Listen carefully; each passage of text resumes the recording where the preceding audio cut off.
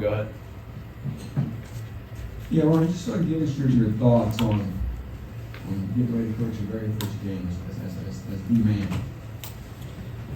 There's a ton of thoughts right now. I'm just focused on the game plan and trying to help out where I can, offensively and defensively, special teams. Really just excited for our guys that have really put in the work to be able to reach this point and be ready to go play a game. I'm excited to see them play against another opponent instead of hitting each other every day in practice. I know they're excited to get out in front of the fans at Ross-Ade and showcase what we've been working on. What do you think you learned the most about your team in camp? I think we've established ourselves from an identity standpoint in all three phases. This team, we're going to be aggressive. We're going to stretch the field offensively and attack defensively and be strategically aggressive in the kicking game. And I've learned that these guys love football, and so they're easy to coach. They're fun to coach because they love the game as much as, or if not more than the staff does. A lot of talk about Hudson Card since he got here in January, Ryan. Sort of give everybody an idea of maybe what we're going to see on Saturday for number one. Yeah, hopefully, if he plays the way he has played in practice through spring ball and through fall camp, you see a guy that's extremely accurate with a big arm that gets the ball out quickly and throws a nice catchable tight spiral. A guy that's athletic and can extend plays and make you miss on the ground. But I think what's most important and most impressive from my vantage point is just his poise. He's got a calm confidence to him. Understands the scheme and can get the ball out quickly and go through his reads on time. He's a great quarterback. He's one of the best I've been around, in person, and I'm excited to see him play this fall. Just the importance. You always want to win every game, I know, but this opener, you got 4 or 5 games in September at home. Renovated Ross-Ade Stadium. Again, we talked about your first game. Just the importance of trying to get off on a good start in week 1 of the season. Yeah, I think you obviously want to start fast and you don't want to ease into the season. Our schedule doesn't really allow for that anyway, and we have set up summer workouts and set up the way we've practiced this fall to be able to hit the ground running. And so it's important to get off to a good start, to build confidence and build camaraderie and chemistry with a group of guys that is a veteran group, but hadn't had a whole lot of experience playing with each other. Ryan, there's no easing into the season, and with your schedule you just mentioned, but Fresno State won, I think, their last 9 games last year. They've got an experienced quarterback. What are the challenges of, going into this and knowing we're going to be tested from the opening snap? Yeah, I think it speaks volumes to the culture that Coach Tedford has created there, and really has created his whole profession, or his whole career in his profession. To start 1-4 and to win 10 games in a conference championship and end it on a 9-game win streak tells you how tough they are, how together they are in that building, so it'll be a challenge, but it'll be a challenge every week. Anytime you put pads on and put the ball down and go kick off, anything can happen on any given Saturday, and so we got to be prepared and handle adversity when it comes, because that is guaranteed. And ultimately just do our jobs and have faith in each other and confidence in the plan and go play. Were you optimistic that Garrett and Gus were going to be able to play this first game? I mean, I don't see them on the depth chart, but I know you've been easing them into it. Yeah, no, that was the plan from a rehab standpoint, from the start. And then last thing, Dylan Thieneman is a freshman. Looks like he's going to start. What has he shown you that he came in here and basically made a name for himself right away? Yeah, I mean, he's earned his position on the depth chart and on the roster. He's got tremendous speed. I think he's like the second fastest kid we got on the team. And you look at him as a freshman, but he's 6 foot and some change. He's 205 pounds. He's really muscular and has done a great job with Coach Rowe and the strength staff. And he understands what we're trying to do schematically, and he's got no fear. And I think because of that, he's earned the respect of the guys in the locker room, and I was really impressed with the staff, and he's earned the right to be a starter.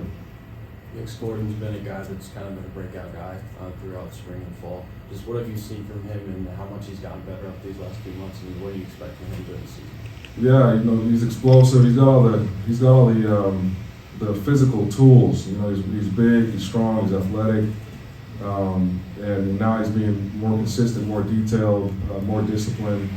And so we're counting on him to be a stalwart for us and be an impactful player for us this season. Who is the fastest kid on the team? Deion Burks. Has it close? They go back and forth. You know, they would race all the time, you know, in the summertime. But he's a little bit faster. He's a freak. I'm excited to watch him play this season. About expectations and just what, you know, you only get one of these first games. So what do you think what do you want Purdue fans to be? How high do you want them to be, or how you know, calm do you want them to be? You know, I don't really know what my expectations are for the fans. My only concern right now is for our players and you know, how they prepare, you know, how they practice, and now how they'll play. And I think, you know, the fans' reaction based on what we accomplish or what the product we put on the field will be fair. And so I'm just excited to get this first one under our belt. How has it been as your first time as a head coach preparing for a game, you know, as opposed to a coordinator? Yeah, it's been different. Obviously, you're looking at different phases. You're allowing members of your staff that you've hired to do their job and interject where you see fit. Really, you know, setting up practice and having a pulse on what the team needs to do more of or do less of, and then how you can have that balancing act of preparing, but also making sure that we're fresh going into game day. Those are all things that I'm learning and will continue to learn. You have a lot of different receivers, different options there after the departure of Charlie Jones last season. Do you think you'll maybe look outside the receiver room for targets? You know, you have a former receiver in the running back room. Once Garrett Miller comes back, you'll have a great tight end. What do you think the dispersion there might be? Yeah, I think, you know, we've got guys that we're really confident in. I know, you know, Graham likes to spread the ball around. You know, you look at what he did at USC, and I think he had like 4 receivers that all went for close to 1,000 yards in one season. So I think, you know, we won't be as centric on one individual as they were here a year ago. We've got capable guys that are comfortable with the scheme, and the scheme allows for the ball to be spread around. So we'll get our playmakers the ball in space and let them go to work. And then, do you have any burning questions that you wanted to get answered this week? No. Any other questions? Go back to Sam. Have you made any decisions on who made red shirts so far? No, not. You know, you get 4 games to try to figure it out. And my philosophy is, you know, the best teacher, in my opinion, is experience. So if guys are capable of helping us out on game day, regardless of age, then they're going to play. And you know, we're not going to waste an opportunity to get experience and help us win. So that we'll make those decisions as the season unfolds and who's available and who's ready. You mentioned it a second ago, but just how impressed are you with some of the guys that you brought in to make up your staff? With the staff, you're talking. I mean, I've really been impressed with everyone to a man. You know, we were thorough in the process of figuring out and identifying who we wanted to bring in the building, not only from a positional expertise, but just the type of guys we want to bring in, the type of personalities. And so I've been really impressed with the chemistry we have in the staff, with the knowledge that they have in the staff, and with the way that they've interacted with and mentored our players. We saw you guys come out of Tiller Tunnel the other day for the mock game. Have you visualized what it's going to look like and feel like with Ross-Ade full?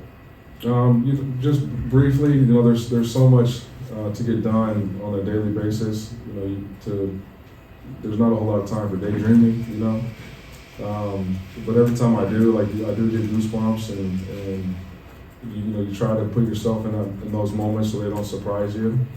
But I don't think there's going to be anything I can do from a mental standpoint to capture what that moment is going to feel like when it comes in real time.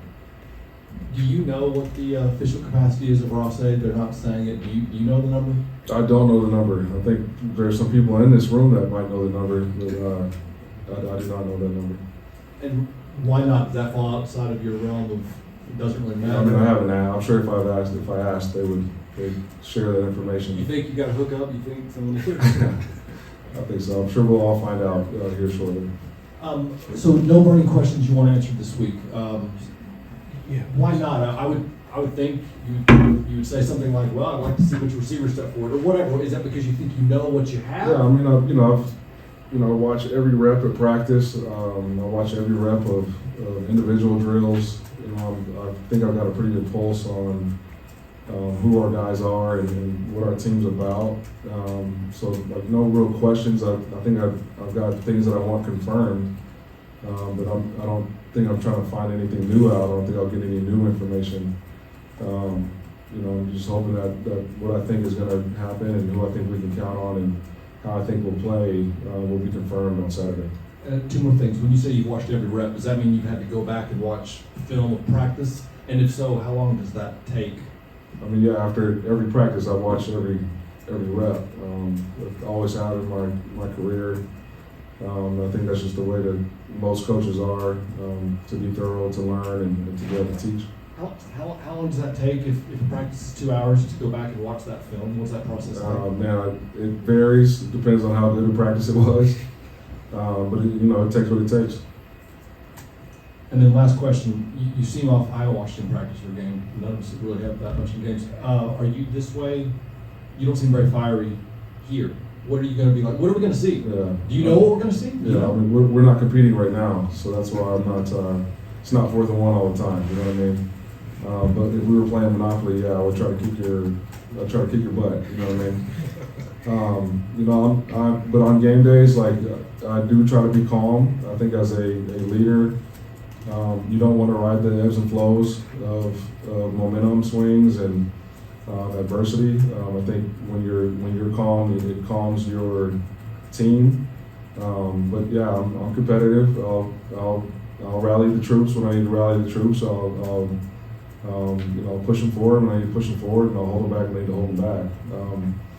But yeah, I'm not walking around like it's game day all the time. I think I'd go crazy and be stressed out.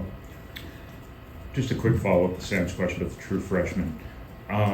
Is there any philosophical, incentive nowadays to keep those guys as engaged as possible to make sure from a player retention standpoint you have the same team from year to year? That I can only answer for me and what I would do. I won't be playing freshmen because I want to appease them. I'm only playing guys that deserve the right to play, and that is done through competition. And we tell the guys all the time, your spot on the roster or your spot on the depth chart isn't owned; it's rented, and rent is due every day. And so the guys that compete and the guys that consistently show that we can trust them and that can make plays to win games at this level and in this conference, those guys will be on the field. So you said you've seen every rep, you have a pulse. How would you compare some of the position groups and some of the players on this team to teams that you've coached in the past? It's different. We're better in some areas. We're not as good in some areas, and the team as its entirety is its own team right now. I'm confident in our abilities, and I'm excited to watch these guys play. I'm excited to go compete with them on Saturdays. And I've got, like I said, keep saying it, but I've got all the confidence in the world in these guys because I've seen the way they work, I've seen the way they prepare. I see the confidence that they have in each other. Ryan, when you're evaluating your staff, how do you decide who's in the press box and what is the importance of having the coordinators on the sideline with you? Yeah, it's a discussion I've had with both coordinators, just to divvy up, first from a legality standpoint of who is allowed on the headset and where they're allowed to be. And then, depending on, what certain coaches are looking at what, during the course of the game and what the coordinators need on each prospective side of the ball. That's how we divvied up and decided who will be where. Any more questions for Coach? All right, Coach, thank you. Appreciate it.